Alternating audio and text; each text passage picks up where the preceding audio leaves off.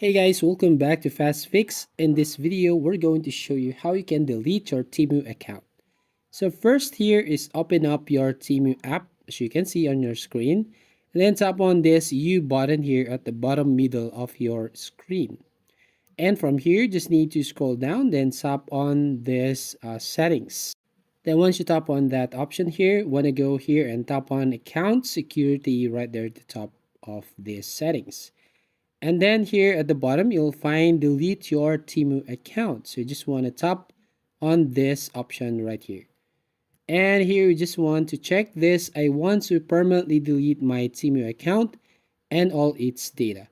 And then tap on this continue button right here at the bottom.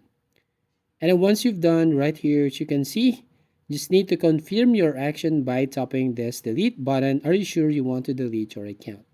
So that's how you basically delete TEMU account. So if you find this video helpful, please consider to like and subscribe to the channel.